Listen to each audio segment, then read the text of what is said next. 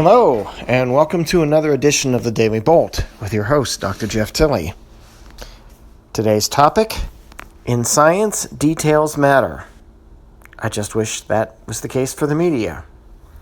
Sit back and relax and enjoy this edition of the Daily Bolt.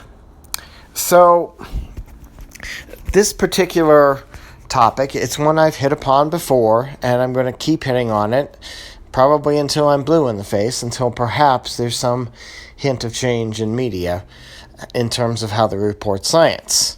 There have been numerous recent examples of issues regarding the media reporting of science.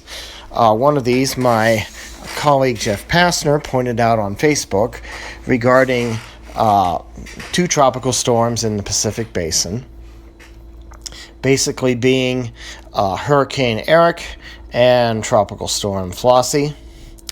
And the media had made a much bigger deal out of these two hurricanes, well, one hurricane, one tropical storm, than was generally justified. And that's why you didn't hear me talk about Eric or Flossie. I didn't think, in this particular case, near misses to far passes of Hawaii by tropical storms was really worth a podcast, at least at this point in the tropical storm season. And my colleague Jeff Passner took to Facebook and pointed out the fact that, yes, indeed, the reporting on these two tropical storms was overblown. I'm glad he did that. It saved me the trouble of doing it for a change. But we have other things that are showing up as well in terms of, I guess you would say, overgeneralizing a small number of facts and results in science, or just making them alarmist, much more a bigger deal out of them than the facts actually warrant, probably just to try and get more clicks on the website. And that makes advertisers very happy, and it makes more money for the people putting the stuff out there instead of worrying about the details and sometimes worrying about the truth at all. So today we find from a website, livescience.com, a headline which was picked up by Fox and a couple of the other major outlets about how Greenland lost 217 billion tons of ice last month. Okay, that sounds horrifying, and that gets all the climate change people who don't look at the details, all up in arms. Oh, look at all this ice that's melting, that's being lost, etc., etc., etc. It means our climate change problem is even worse than we thought before, and we need to be running around even more like Chicken Little and screaming and saying we have to do something now, not in 10 years from now, blah, blah, blah, blah, blah, blah, blah. You've heard the story. That much of it, it's kind of just a broken record. If you look at the details, there's a few important things to look at with respect to this ice loss. First of all, this is the time of year that Greenland will lose a good amount of its ice. And the estimate about 217 billion tons, 97 billion metric tons, is based on satellite information, which is not perfect and not 100% accurate as measurements if you were there on the ground and weighing every piece of ice that broke off of the Greenland glacier and ice shelves and measured the amount that it would be displacing from its mass. Anyway, so we have imprecision in the numbers, first of all. That's one thing. This does not mean that that ice is not melting off of Greenland. It does. It does so every summer. The fact that this process occurs is not news. What seems to be news is that there's a relatively large amount of melt this particular year. But there are even some more misdetails or mischaracterized details if you read farther into the article. It makes a big deal at the start of a paragraph. This is the worst melting since 2012.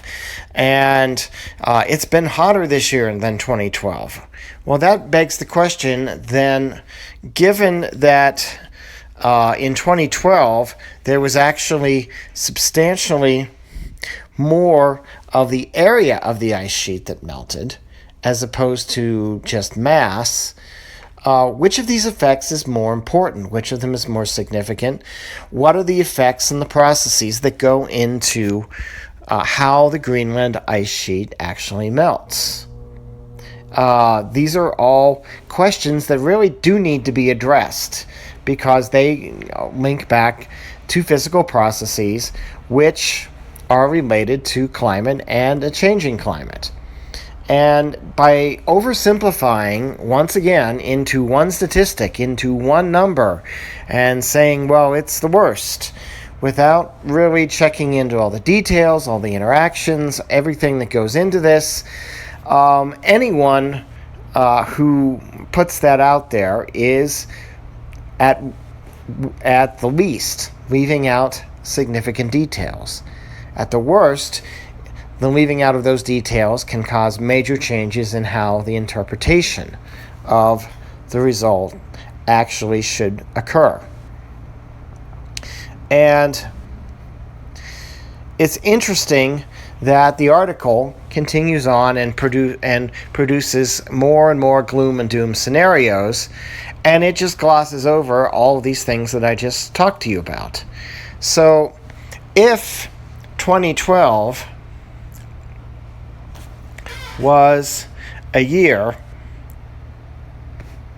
which was cooler substantially than this year, at least in terms of the summer temperatures, as the article tries to say, 15 to 20 degrees Fahrenheit difference, which seems enormous for Greenland, although there have been strong heat waves over Greenland this year, as well as parts of Western Europe. I'll buy that.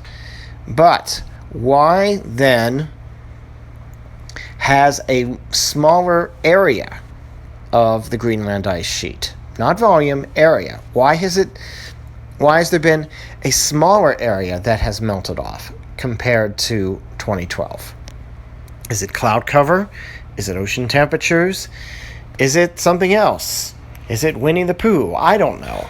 This is all of the problem in modern media reporting of science. The details matter, and the media either doesn't take the time to look at the details, or worse, they don't care. They've already decided what the story has to be, and they're going to only look at the things and print the things that support their story. What's the message for you and me? It's a message I've said before. Never take any single source as authoritative and definitive. Get corroborating evidence if you can. Even from different news outlets, different media sources looking at the same data. Maybe they don't write exactly the same things. Maybe there's a more complete picture there to be found. And even better, try to find the data yourself. A lot of it is presented in fairly simple to understand graphical forms. You can find a bunch of it on the web. Can't necessarily find all of it, but you can find some of it. Make your own conclusions. Use that mass of gray matter in between your ears and think about it yourself. And don't trust what the media tells you. That's all for this edition of the Daily Bolt. I'm Dr. Jeff Tilley. Until next time, good morning, good afternoon, good evening, and God bless.